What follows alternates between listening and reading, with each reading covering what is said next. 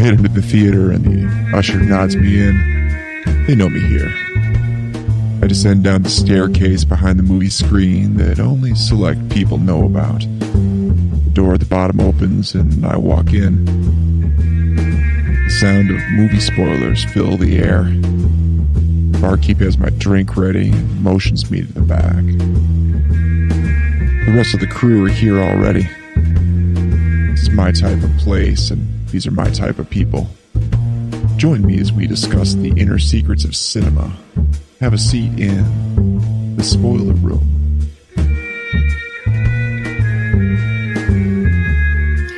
Yes, my friends, it is another Spoiler Room episode. We are closing out our superhero month, and what a film to close it out with. Yes, we're going to be talking about The Rocketeer tonight, and I've got a great crew with me assembled to fly back to that 30s nostalgic film directed by Joe Johnston. And first off, we have the one and only BFD himself, Mr. Glenn Bittner. He is here with us tonight. Hello, Glenn. How are you? I am super. You are super. Thanks for asking, right? I am super. No, sorry, wrong song. Wrong movie. Anyway, and next to Glenn, we have Scotty D in his house. Hello, Scotty D. Welcome back.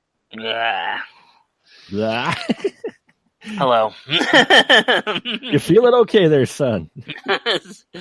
Busy day. Busy day. Well, hopefully this makes things a little bit easier. But yes, we are talking about The Rocketeer from 1991. Yes, only 2 years after the release of Batman. Walt Disney came out with a superhero film based off of, I believe it was a 30s serial? Mm-mm. Or was it? Well, no, it was, when Nope. did the serial came out, Scott? There wasn't a serial. No. I thought there was a comic. No, you're thinking, okay, here's the thing. There was a comic book that was done in the 80s.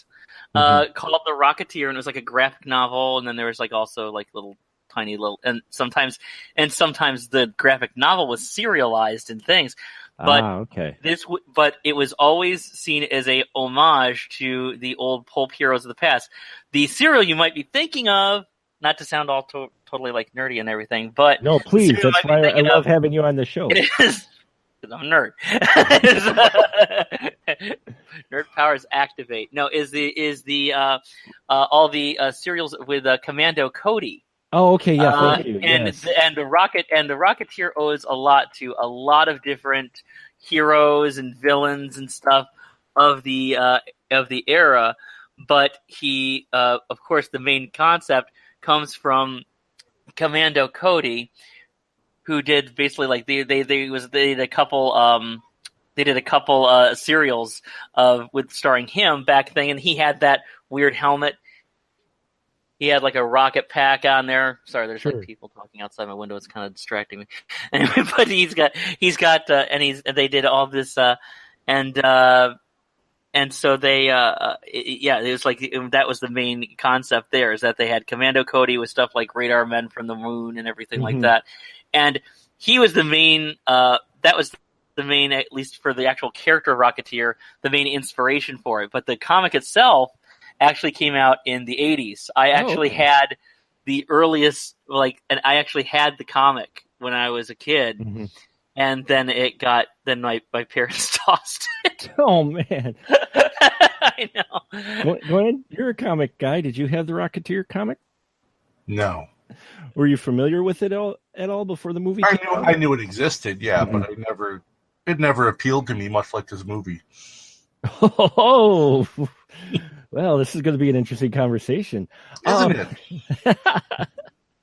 For those of you who may not be familiar with this 1991 film, it is basically about a young pilot who stumbles upon a prototype jetpack that allows him to become a high-flying masked hero. Yes, gangsters as well as Nazis and the FBI are all in search of this and want to get their hands on it. And meanwhile, he is just trying to get the girl. So, Glenn, since you already alluded to it, The Rocketeer, do you remember when you first saw it, and how did you feel about it initially? Yeah, I remember when I first saw it. I saw it on cable, HBO or Showtime, one of those, back in the day. I was not impressed. Really? Yes. And mind you, when this came out, I was, let's see, I probably saw it. It was probably around 92, 93 maybe. I was in college, and Jennifer Connelly was Jennifer Connelly. Well, yeah, so that's why you would go see it. Yep. That was not enough reason. Very interesting. I mean, it's like excessively campy. I just think it just, in a lot of ways, to me, it feels sloppy and rushed. Like you just want, they had this idea, and it's like, all right, make this thing, and then it's like a while later, someone checked in and says, "How's that movie going?" "Oh, you were serious." "Oh, I mean, okay, we'll get right on it, and we'll do this thing." So I don't know. It just for the people, I think part of it is for some of the people that were involved with it, some of the cast. I think it should have just been so much better. Sure. I know a number of people who feel that way, though a lot of people really enjoyed this. So I think it's grown its fan base more so than when it first came out. But that's very interesting. Scotty D, how about you? Holy cats! Yeah, we are totally on opposite sides of this, buddy. This movie was. Like I said, I knew of the comic book, and I'd heard whispers that hey, Disney's actually making a movie of the Rocketeer, and I'm thinking, oh yeah, they're never going to give that enough attention, and I'll be amazed if it gets off the ground. Holy cow, it gets off the ground, and I saw that teaser poster, and if you've never seen that poster, it is amazing. It is one of those beautiful posters you will ever look at. I grabbed that Premiere magazine and I just started carrying it with me every day. And I'm saying, this is the movie I'm watching this summer. This is the one. And I said, it's not going to make a dime, but I'm going to watch it. And I knew. I'm like, I can't believe it. They're actually giving it a big release. No one's ever going to go for it because they're just not going to get it. And, it's just, because just look at the guy. He looks goofy. Part of the idea is that he looks goofy, but they're not, people were into, at that time, Batman and everything like that. And, so unless you were like unless you were like talking about like Teenage Mutant Ninja Turtles, no one was really looking for anything, happy and cute in terms of superheroes. Disney had tried it the year before with Dick Tracy, which I also loved. And that didn't go off like they wanted to either. I was really into this when this was coming out, and I said, we got to go see this. And I was telling him, and, I was going to go see this movie. And finally it comes around in a sneak preview. It came out they showed like a sneak preview like 2 weeks before it was actually coming out. And I'm like, I got to see it. I've got to see it on this day. I've got to be one of the first to see it. And I've never do that. I think there was only one other time I ever went to a sneak preview. It was Memoirs of an Invisible Man, and that's only because they were showing it as a double feature. But I said, nope, this one I got to see. My mom actually went with me, so there I was, 15 years old. Sure. And yeah, I took my mom with me. Sure. She says, this looks like fun. This looks like the movies I used to watch. I used to go with my brother to see movies like this. Okay, we'll go. And, we went to the theater. I went nuts. And I just thought, this is great. I love it.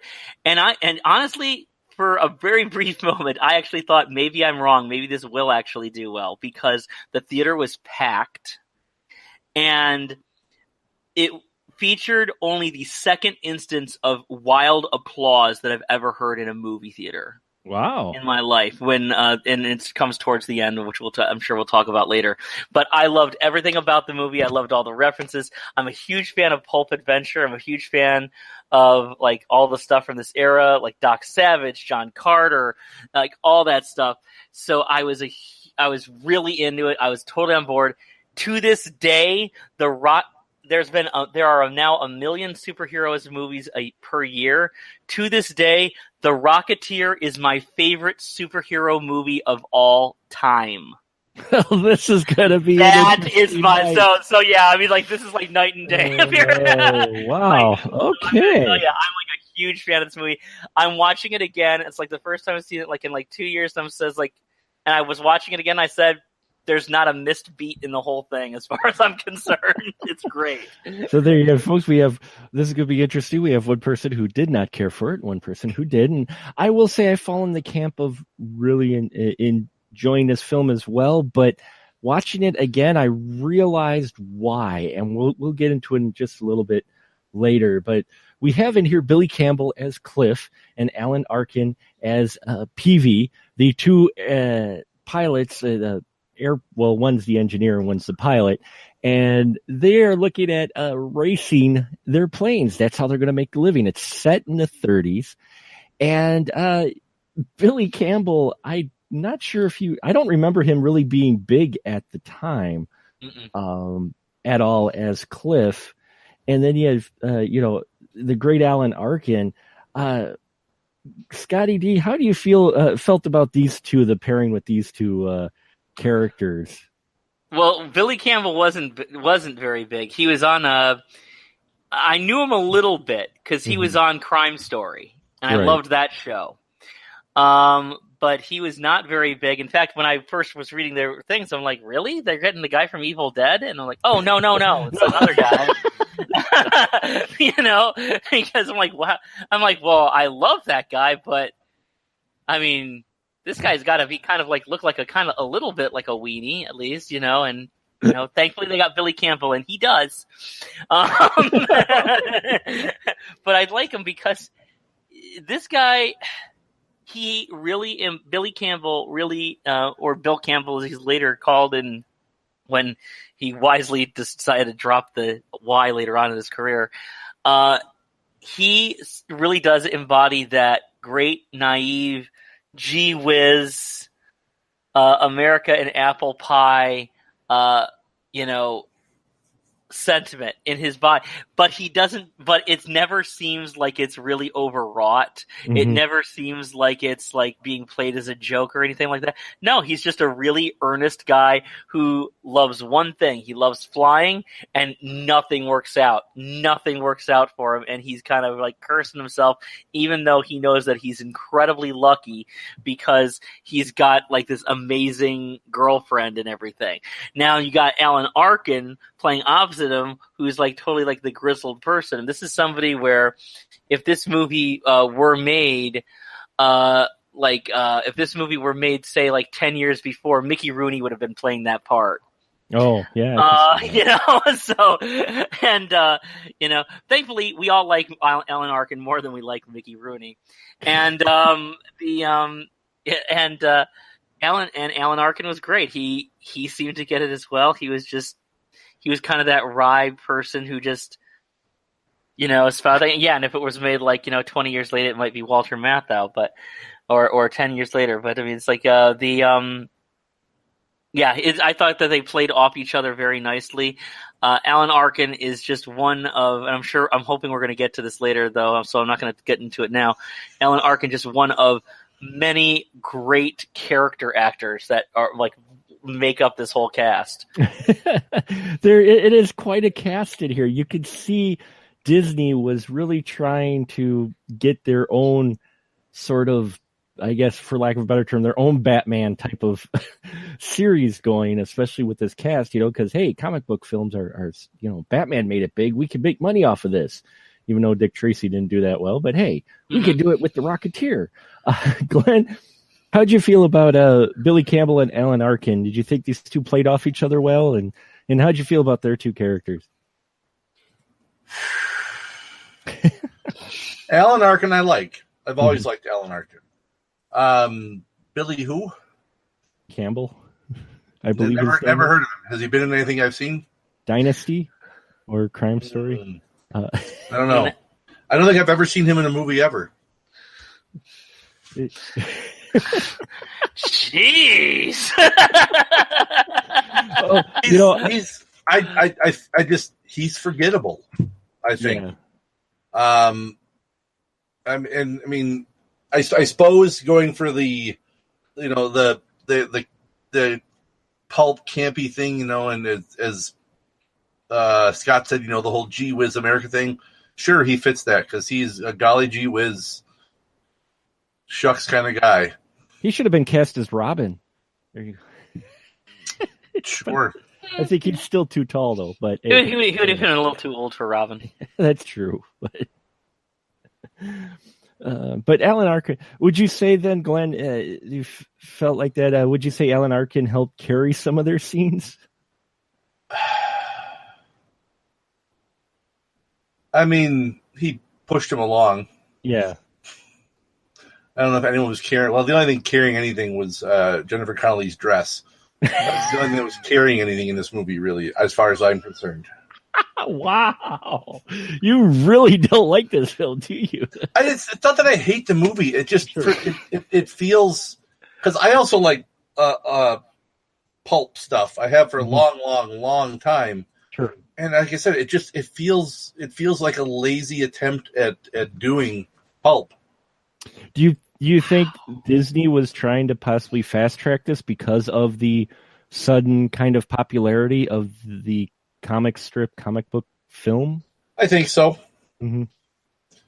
And they were banking on, Joe Johnston, because he had just come off of Honey, I Shrunk the Kids. Right. And effects. And I'm not gonna criticize the effects. It's 1991. Yeah. And you're having to do with a rocket pack, so I'm not going to criticize that. For the time frame, the effects are nifty. Well, I did like the practical effects that they did, though. I mean, they actually got a guy with flame coming out of his ass. Yeah. Whoever the stunt guy is for that, I hope they paid him a little extra. But yeah, I thought the effects did well because I think even though he is a guy who's flying, he's not on screen. He's not like Superman on screen for a really long time. So I think they use some Hollywood magic there to help make it look, decent because it's not on the camera that long, so you can't really tell. There are a few shots, but most of them, there's the shot where he's like flying around over the crowd and he's next to the plane and that. Scotty D, how'd you feel with those special effects? Well, back in 1991, they were great. Yeah. Now, when we have, better effects and stuff, they still hold up. I don't know. I'm not as I don't get as like nitpicky about the effects shots unless they're really egregious, unless if they really stand out. We're talking like the rock/scorpion monster in Mummy Returns. If they stand out like that, where even back in the day I was like, jeez, that looks bad. That was so bad. It was bad. It was bad in the mid. It was bad in 1989. It's bad now.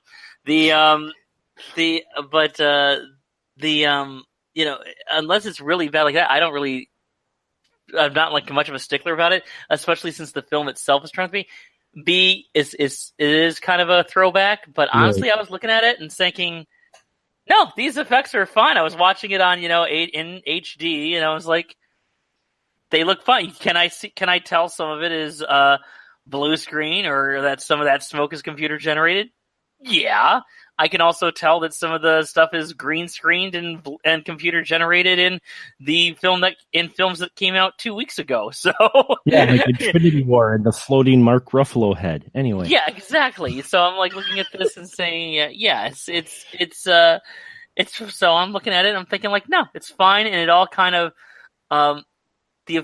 what I like about it is that the effects are part of the action sequence. Mm-hmm. They are not the action sequence. They are part of it. They are meant to facilitate it.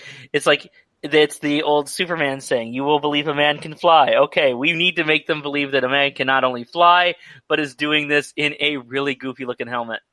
And they did it. That helmet. They did. I think it looks retro and cool. Back in '91, it looked ridiculous, which is why they had to do a couple little jokes to liked it. Joke it off, like where he looks at it and say, "You got to be kidding me," or "How do you look like a hood ornament?" They had to have those couple of jokes here because the audience is thinking the same thing. He looks like a hood ornament, So, but I think that the effects were good. I thought that it all played well together.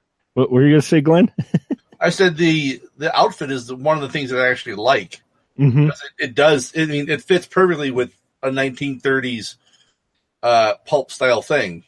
Mm-hmm. Yeah, it does. And you get this movie where we'll be jumping around, folks, but there's a scene near the end when we get near the climax of the film where he's just about to soar off to go after the hot air, the blimp, the Nazi blimp. And there's a scene where he crawls up on the ceiling and he's got the gun and the light comes out of it. There's the American flag in the background. That was a freeze frame in the TV spots, by the way. Oh yeah, I know it was. That was totally a trailer shot. They just said, "Look," and it was like that. That was the shot where they had to do it. Ever since it basically, as soon as in 1989, as soon as the Batwing had that shot where it went up against the moon, yeah, everybody went, shit, and they had to do it like right away. And so that's why like the pilot of the Flash has a lightning bolt that goes across the moon. It's why this one has that shot. You know, it's like we have to have the iconic shot. Yeah, that is going to be the equivalent of Superman flying over the earth and waving at the camera, just in case people actually buy this shit. But yeah, I actually really like the production design of the Rocketeer. It really felt 30s. It didn't feel like, you know, trying to be too modern. Because as we mentioned earlier, the Commander Cody stuff, if you look at that, it really was a throwback to that type of design, and it fit the period, which we have here. And I'm a sucker for period pieces personally. So that's maybe part of the appeal for me, was just the fact that they set it in the 30s, yet they're trying to do it as a superhero film, you know. So, you know, that kind of appealed to me, but this cast is crazy. I mean, yeah, we already mentioned Jennifer Connelly and Alan Arkin. Let's not forget the eternal Italian mobster, Paul Sorvino. He's in here. Terry O'Quinn playing Howard Hughes. Ooh. Yeah, that one I'm not sure on. Oh, no, I'm very sure on. Ed Lauder as Fitch with... he gets punched a couple times. And I didn't plan it this way, folks. Honestly, last week we talked about The Crow, which had John Polito in it as Gideon. He's back. Only this time he's Bigelow, the guy who runs the air show and airstrip that our two heroes work at, which I totally forgot he was in here. And then I'm watching this again going, man, I didn't plan it like this. But here he is, still kind of playing Gideon, wasn't he, Glenn? Good old John Polito. All part of the show, folks. All part of the show. I felt like John Polito played like one character in his life. He played one character very, very well. He played that great character where he was just the scumbag and everything like that. And sometimes he was the scumbag who was taking advantage of others. Sometimes he was the scumbag who got taken advantage of. A lot of people who watch him will say, oh, from The Crow. Because and I know a lot of people, at least of my generation, look at him and say, oh, The Crow, you know, where he's the sleazy pawn shop owner. I see him in a lot of stuff, and I see him in so many great films. And the one I love him in is, actually, it's still my favorite Coen Brothers movie, is Miller's Crossing. You're always giving me the hi-hat. Yes! He's so damn good exactly what I was going to say as well, is that movie. Yes. That's what I will always remember him from. I'm talking about ethics. He's just great. I love that He is great, though. Yeah, I mean, he's one of those guys who plays, you know, kind of basically a similar character every time, but he does it so well. You just can't help it because he's so entertaining. The thing is, that's always amazing is that if you watch his stuff, yeah, he has kind of a similar part, but you'll start to look and you'll see differences in the roles. And then you'll see like, oh, sometimes he's actually a good guy and sometimes he's a bad guy and sometimes he's a sleazeball and sometimes he's not. And, you know, he actually also came from Crime Story, by the way. So I guess it's a reunion, I guess. But I mean, the thing is that if you look at him, this is the great thing. This is why I love character actors, which this movie has a ton of. This guy has been in the guy's been in over 200 things. Yeah. he's everywhere. And he's one of those guys that's one of the great character actors things where you're always like, that guy. You know, but he does a lot. And he's basically one of those great ubiquitous actors, and he's only one of many in this movie. Yeah, he is, and I loved seeing him as the guy running the airstrip, but unfortunately he dies horribly later on in the film. Folded in half by Rondo Hatton. Oh man! Spoiler room, folks. Yes, it is. Spoiler room. But what surprised me, I mean, I guess it fits because I don't read a whole lot of pulp. I know you guys do, but it's interesting how they tied it into a specific historical character, as in Howard Hughes. Glenn, what'd you think of that aspect of the film where they work Howard Hughes into it? Was it forced, or did it seem fitting because it is involving a guy flying and? Yeah, I mean, fine. You got to throw Howard Hughes in there. Mm-hmm. Whatever. What'd you think of Terry O'Quinn's performance as Howard Hughes, though?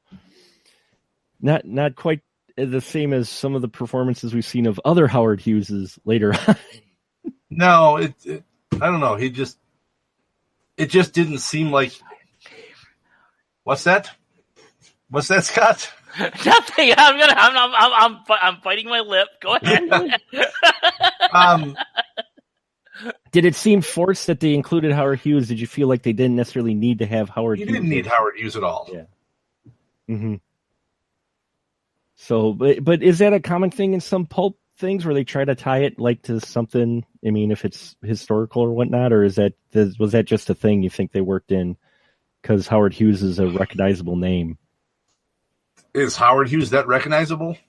Yeah. You think the average movie-going public in 1991 had the faintest clue who Howard Hughes was? They might have. Some would. Those they were actually targeting, which. I don't know who they were targeting. They were targeting families with this. Yeah. They weren't targeting we're going to get the guys who love pulp. That's not who they were targeting. That's true. That's true. Most of those people were dead in 91 already. This is very true.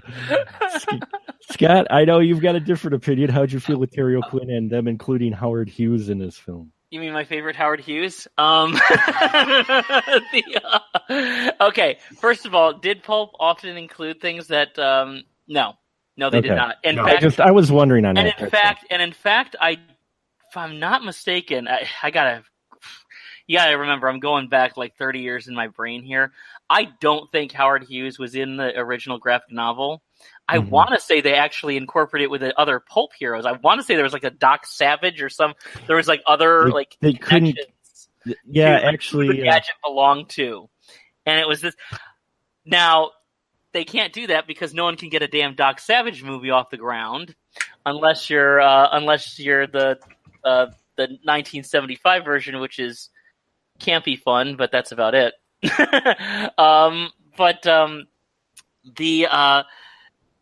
Putting him in there was, I thought, a stroke of genius, and that comes right from the writers. I mentioned the Flash.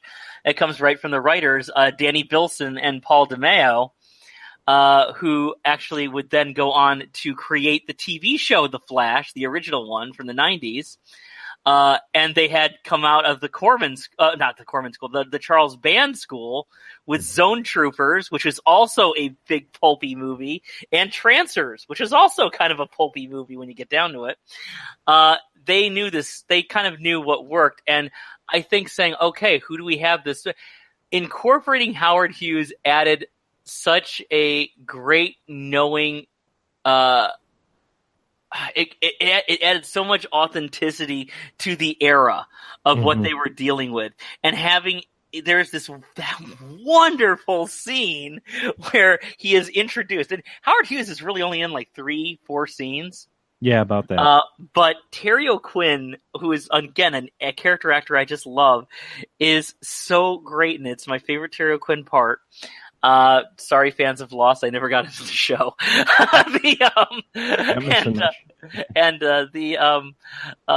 But I mean, there's this great part where he is introduced and he's saying, "I don't work for the government," and he burns the picture on the 1938 World's Fair flyer with the rocket people on it. He says, "Tell him the dream is dead. Tell him Howard Hughes says so." I mean, it's beautiful. It's an amazing scene. And every scene he's in, it has this great rhythm to it. Mm-hmm. And is he an integral part of the story? No.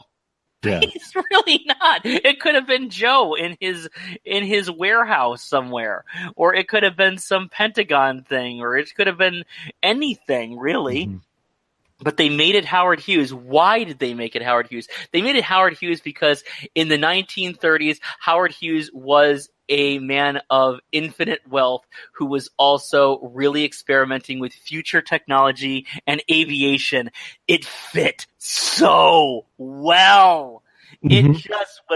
It was such a perfect, ingenious match that I think Bilson and DeMeo really did a great service to the story and improved on the original story by putting that in there. Yeah, well, and Terry O'Quinn was awesome. Sorry. So yeah, we've got him and our. I like that it included. It did fit. You're absolutely right. For me, it didn't bug me at all. I did like Terry O'Quinn playing it, and it was an interesting character. You get that scene later on when the Rocketeer is escaping the FBI and out of Howard Hughes' office, which is right next to his hangar, and he grabs onto a model of Howard Hughes' famous what's the name of the plane? Damn it, Spirit? No, what the hell is the name of the big plane? Do you guys remember offhand? Spruce Goose. Yes, thank you. He's got that model. I think it's of the Spruce Goose that our hero hops on to fly, basically glide away, and he goes, "Son of a bitch, it will fly." It's like, okay. So they tie it to there, but that's not the only bit of history they tie the Rocketeer to. Later on, we tie it into, and we'll talk about the villains in a minute here, because they tie it into why Hollywoodland just says Hollywood now. I loved. In 1991 when that happened, I'm like, hey, that's right. They don't say that anymore. What happened? And I thought that was brilliant. They kind of played on that joke on BoJack Horseman recently. Actually, I always thought that the storyline on BoJack Horseman, where the D on the Hollywood sign goes missing, and so all of a sudden everybody just starts calling it Hollywood. I always kind of thought that they were kind of playing off this movie a little bit. You never know. The Rocketeers really gained a cult following over the years. There's all these great character actors, so we have to mention our villains, who is an actor because it's Hollywood. So you have Jennifer. She is an actress, and she gets a part with working with Mr. Neville Sinclair, who's played by Timothy Dalton, who actually, Scott, how'd you feel with Timothy Dalton's villain? I really think it's like, I don't get to play villains much, so I'm just going to play this shit to the hilt. Here's the thing, is that Timothy Dalton, as an actor, first of all, I'll talk about the actor and also the character. The actor, I've come around to. I always liked him as James Bond. Mm-hmm. I thought Living Daylights was a great James Bond movie. I thought License to Kill was a good James Bond movie, but tried a little too hard to be gritty. And then I think he just got lost. He was like the other James Bond because the series stalled after that. It had the rights issues. MGM was always in trouble.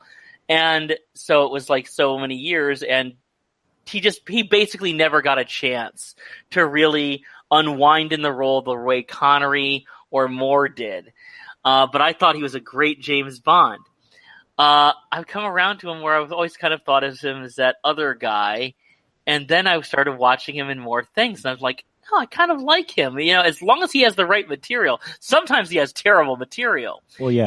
He did a movie called Possession, which was supposedly about the exorcism that formed The Exorcist. He has to say the line, "Buckle up, Beelzebub, it's going to be a bumpy night." Whew. Rough. Anyway, but I like him as an actor. Hell, I liked Beautician and the Beast. It was funny. And honestly, this part, I thought he was great because he's also portraying one of my favorite movie stars who unfortunately had some things in his background that are really questionable. His Neville Sinclair villain in this movie is obviously based off of a little bit off Douglas Fairbanks, but really based off of Errol Flynn. Yeah. And again, a relic from the 30s and early 40s. And I love Errol Flynn. I mean, you give me Captain Blood or The Adventures of Robin Hood. These are amazing movies. I think this is such great pure adventure. I love those movies. At the same time, there were always rumors about Errol Flynn being a sympathizer. I don't think anything really ever came of those rumors. They don't seem to get a lot of talk in the documentaries these days. Sure. However, there are some things. It's mostly about his porn fascination. His perviness. There's other things too. There is his perviness. Yes, there's also, his weird kind of Cuban fascination later on, and then the fact that's like, before he was a movie star, he did a lot of things. Why? He was a slave trader in New Guinea. I'm like, I'm sorry, he was a what? I'm like, sorry. I mean, everything kind of glosses over that. I'm like, I'm sorry. I don't care if you were doing the job for 2 weeks. You don't really get over being a one-time slave trader. And have me think that you're a great guy. Scott, he was young and needed the money. But you're a slave trader. I mean, that's like if you blow a couple guys behind the dumpster, that's totally fine and legit if the times call for it. You don't sell people.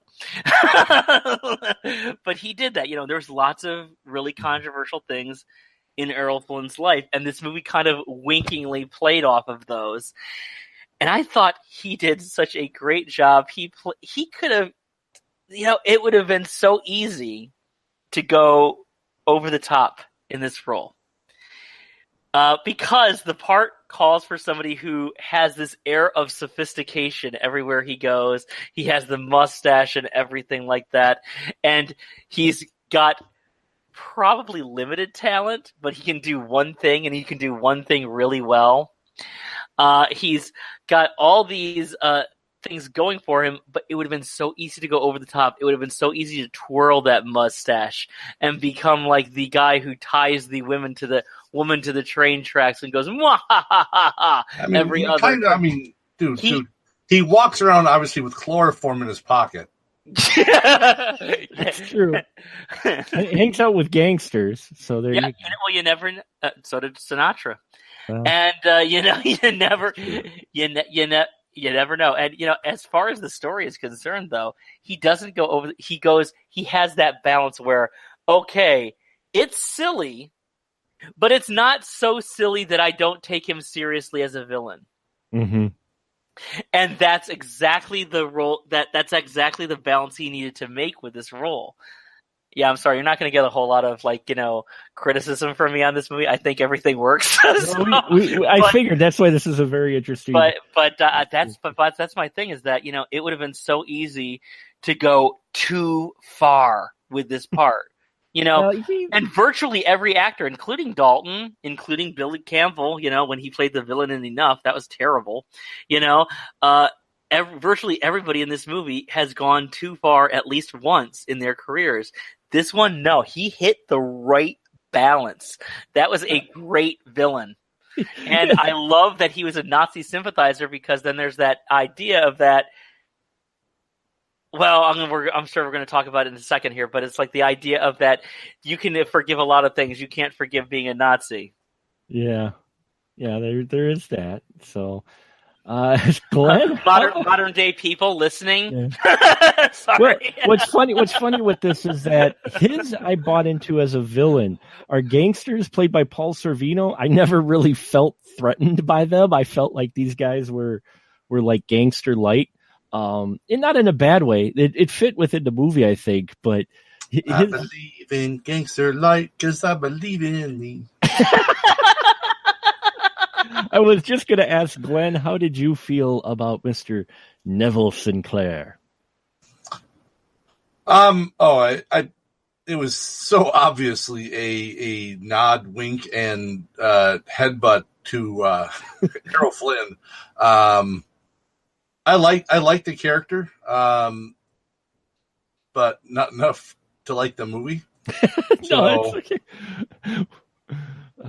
But what'd you think though about his suddenly? I found this humorous how at the end suddenly he has a German accent.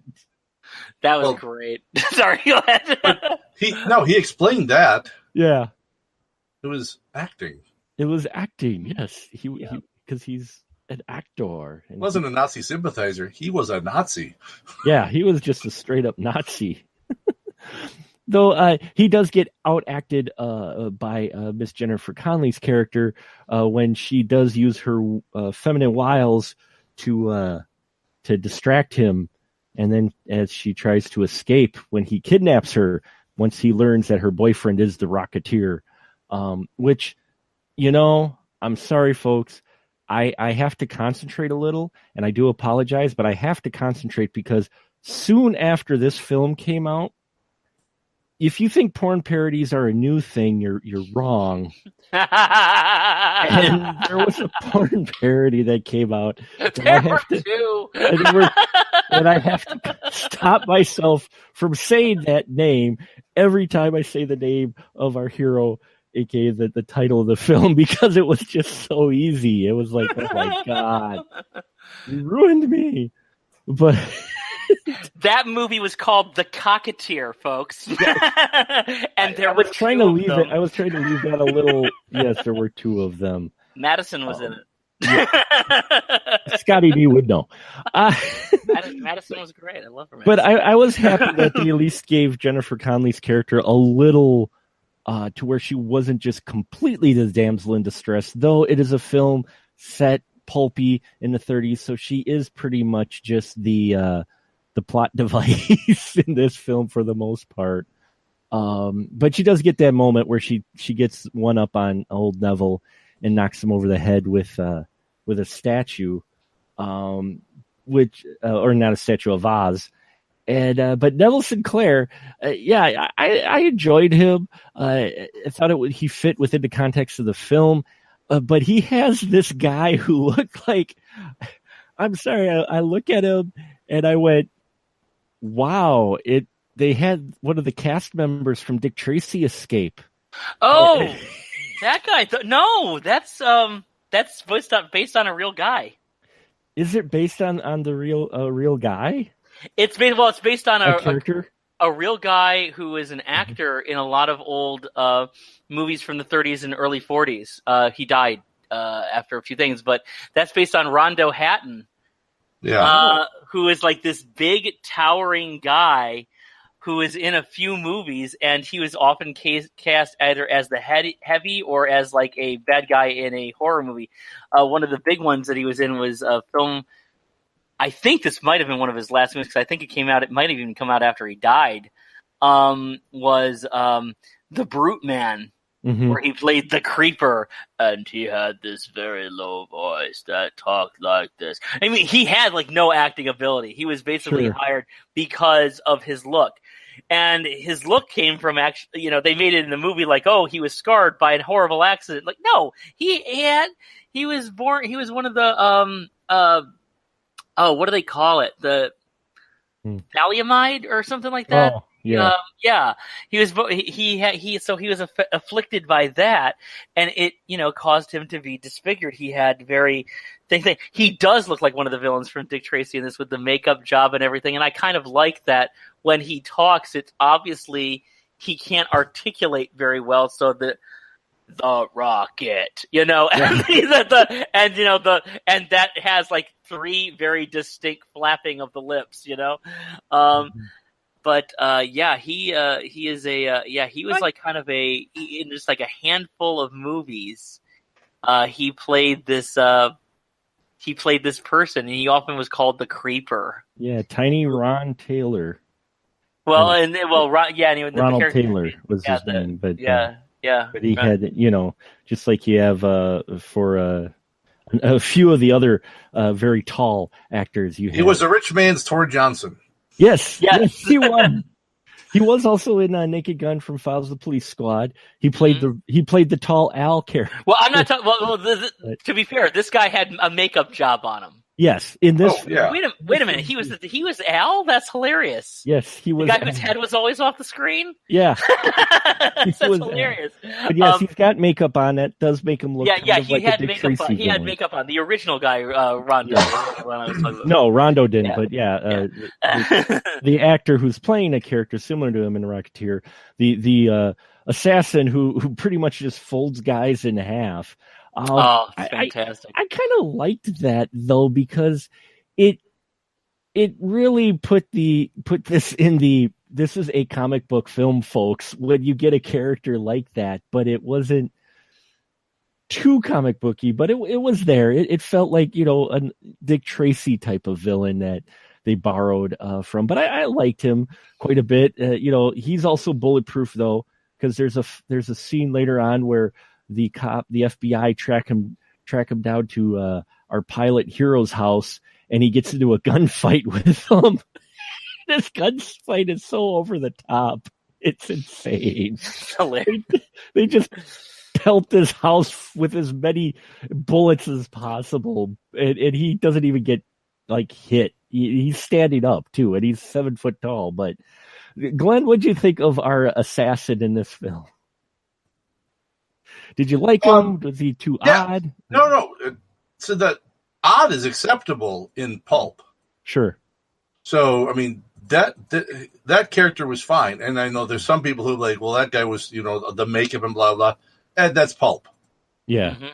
So, I have no issues with that character at all. Mm-hmm. I like the one scene when they're in the shootout with the house and he gets his hat shot off and he actually stops to go pick up his hat. Yeah.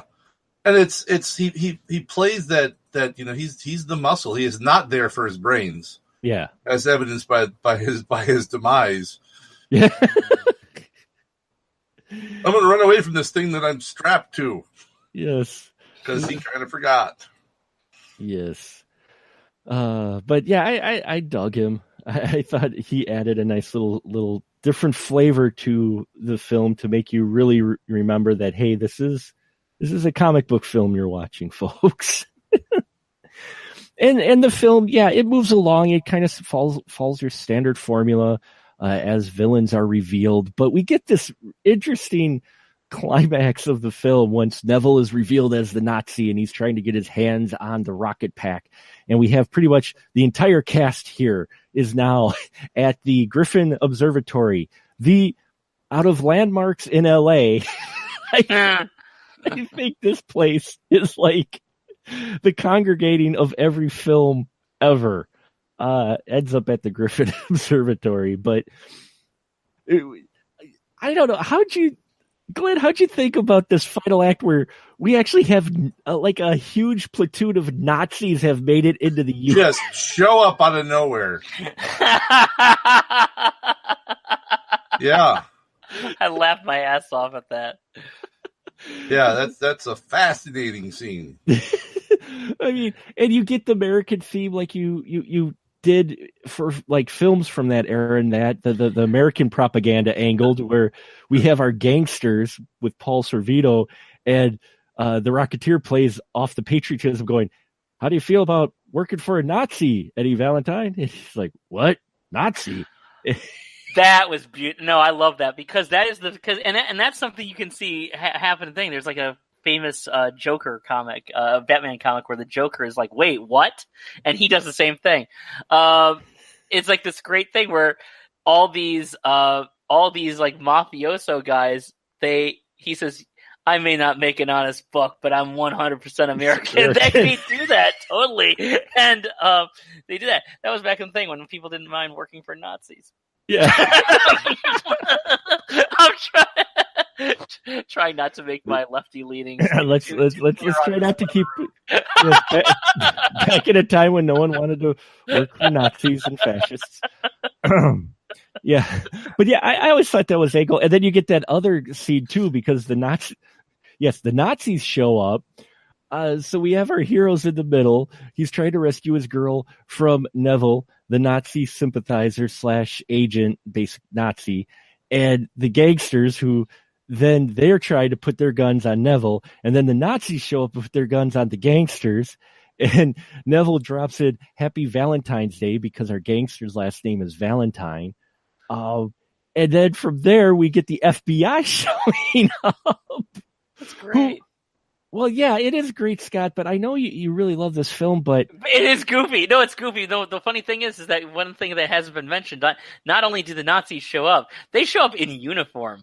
They show up in uniform, and the blimp that is supposed to be impressive and making its world tour shows up, and there's huge Nazi symbols on the side of it.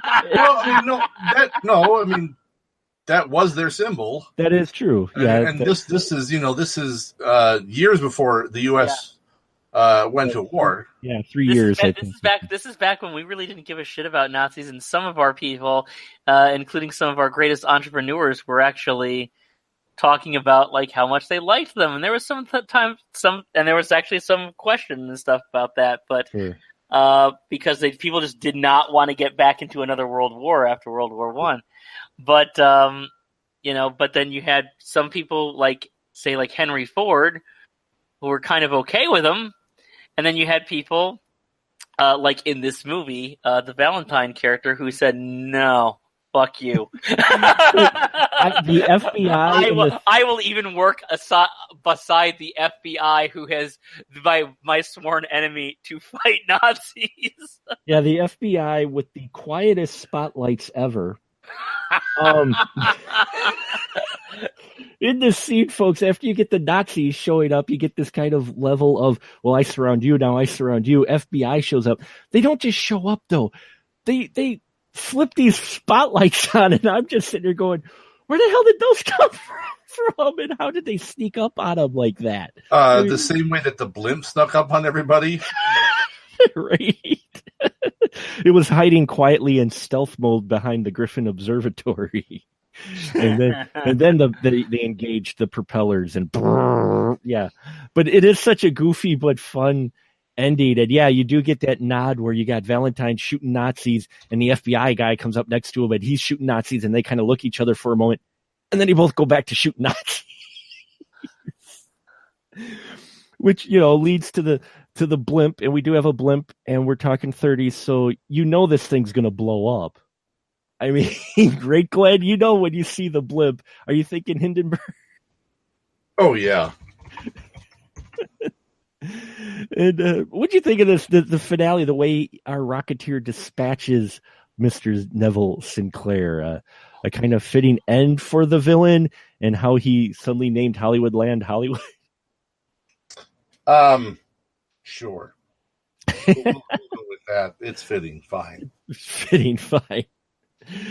Scott, you said you liked that Hollywood Land angle? I like the Hollywood Land angle, and you remember when I said this was the only movie, the second movie that actually inspired spontaneous, uproarious applause in the audience?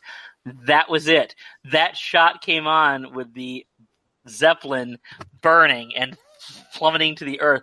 People went nuts. They were they were people standing up and clapping and going crazy. Like, I'd only seen that happen once before, and it was it was towards the end of Aliens when the ship actually does show up, saving Ripley and Newt.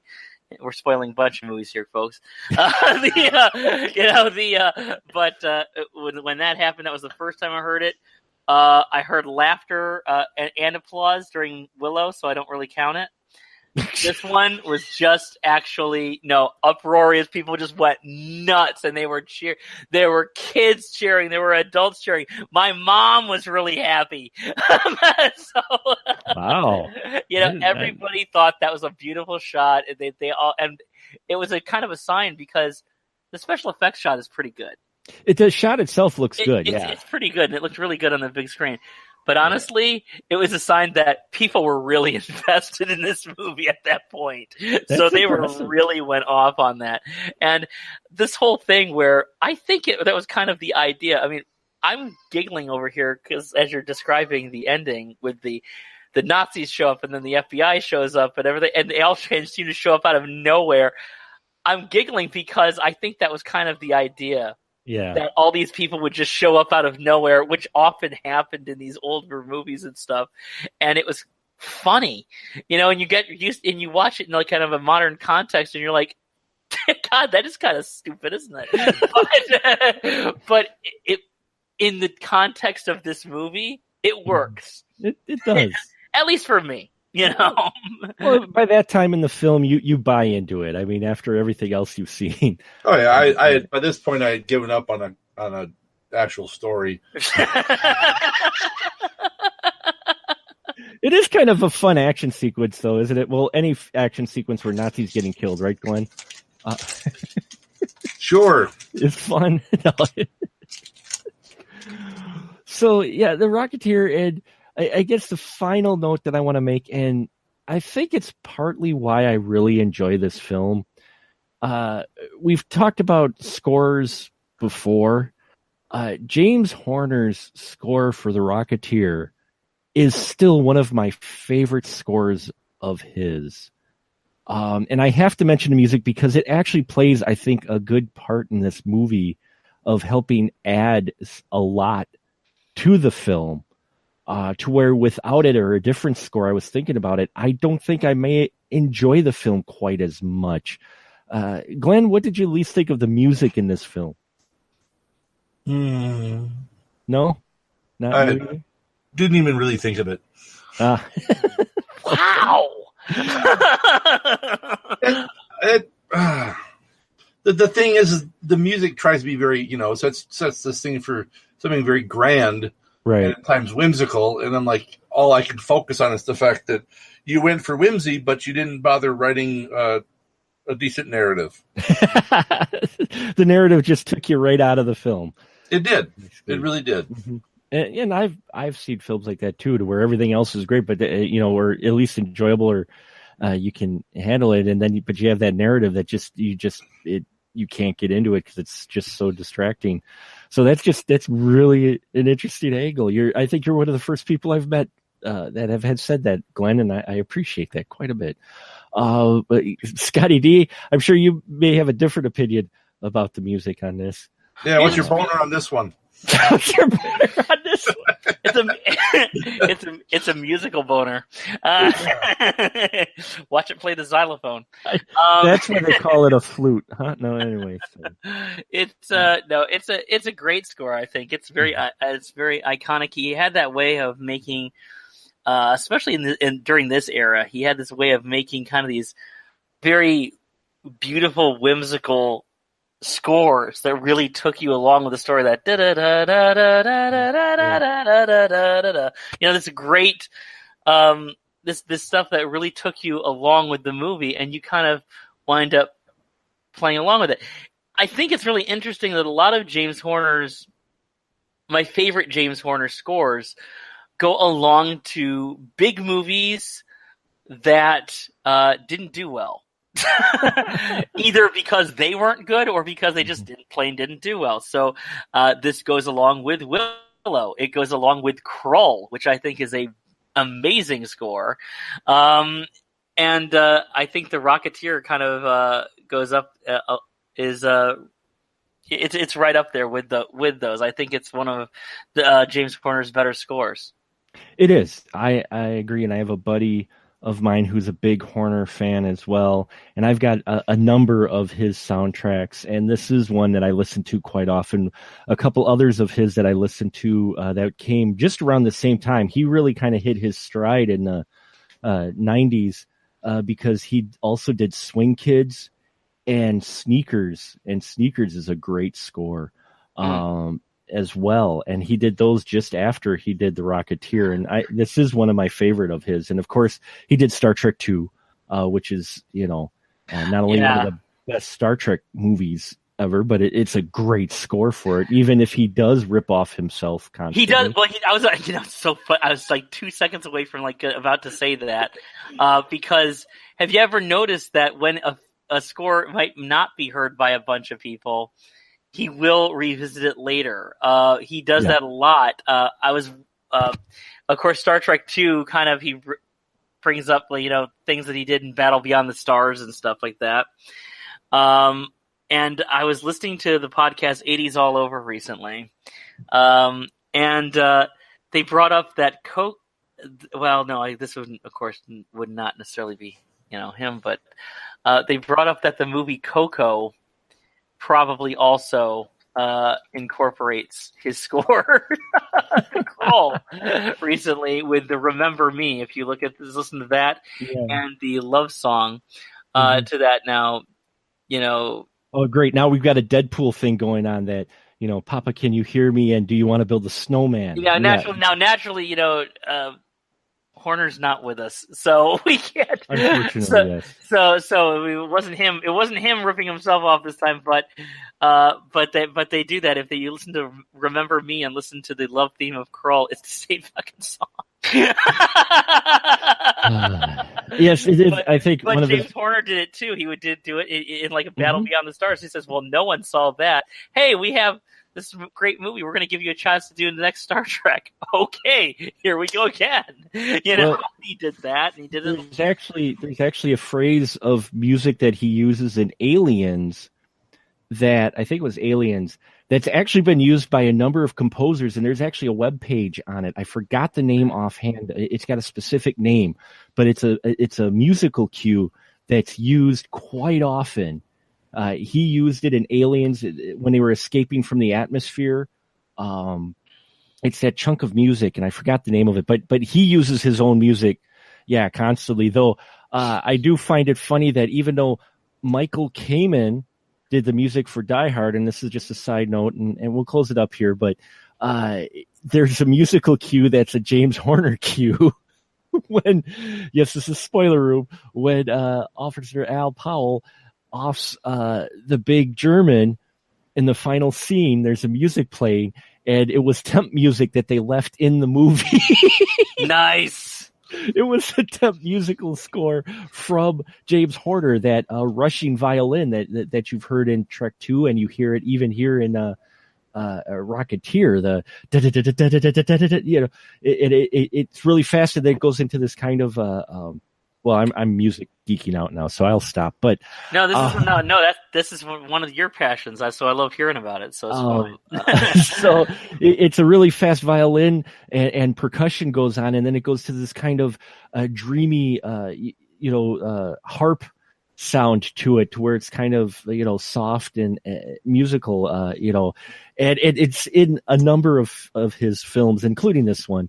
But this is one of my favorite scores of James Horner's. Used to listen to it quite a bit, and I still do, because there are some very beautiful tracks on this movie. So we'll wrap it up here tonight, folks. So you got two opposite ends of the spectrum for this film, and I really appreciate our panel's opinions on this. I always love doing these shows because you never know just exactly what people think about the movie. So thank you, Glenn and Scott. And now this is a spot where we can have you give a final thought, if you'd like, on Rocketeer, and also pimp where they can find you at. So Glenn, go ahead. We know kind of what you feel about this film, but if you got anything else you want to say about it, go ahead. And then where can they find you at?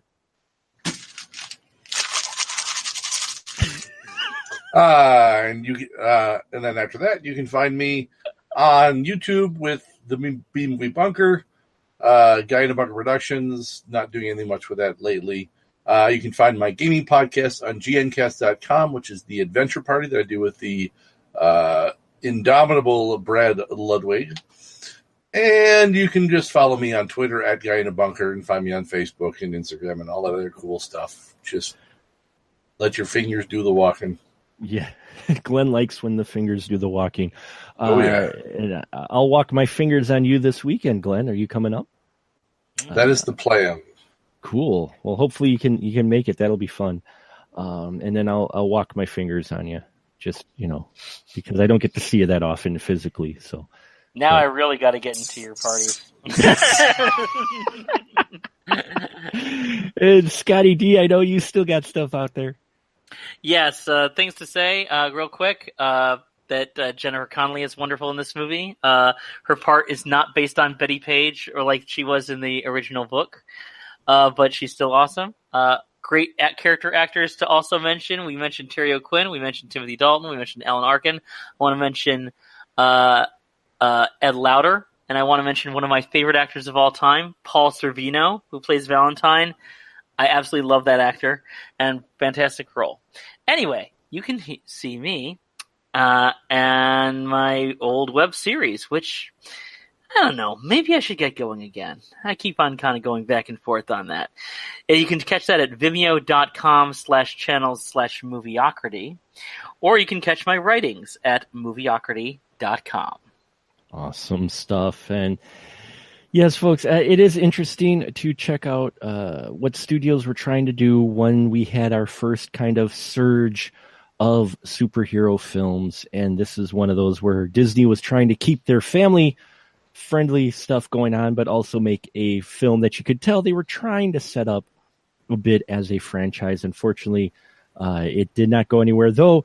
If you are paying attention to the news, they have kind of rebooted, done a sequel to this series in the form of a kids animated show that is being produced. And I don't know if it's released yet, but it will be soon if it hasn't already. So that's an interesting angle to take, because there were talks for a while they were going to do a remake on it. I had heard that. It's in one of my. It was in one of my the pulp groups that I belong to on Facebook. Yeah. They were talking about that. There was talks about it, but apparently right now the latest article I saw about the Rocketeer from Disney is that they're going to do a very young kids animated series based off the Rocketeer, probably so that they can keep the licensing for it. And there was predictably a bunch of people who were like really grumpy about that and angry, and to which my response is, I have my Rocketeer. It's fine. Let the kid, if you want, you're not going to get the kids interested in something that's 20, 30 years old. Let the kids have their Rocketeer. I already have mine. Give them theirs, and then the next generation can have theirs as well. I think it's great that it goes on. Yeah, I do too. So, if you're a fan of the original, just watch the original and ignore the cartoon. That's just what I'm going to do with the new Thundercats one. Yeah. So, and on that note, I think we will just say good night, gentlemen. So say good night, gentlemen. Good night, gentlemen.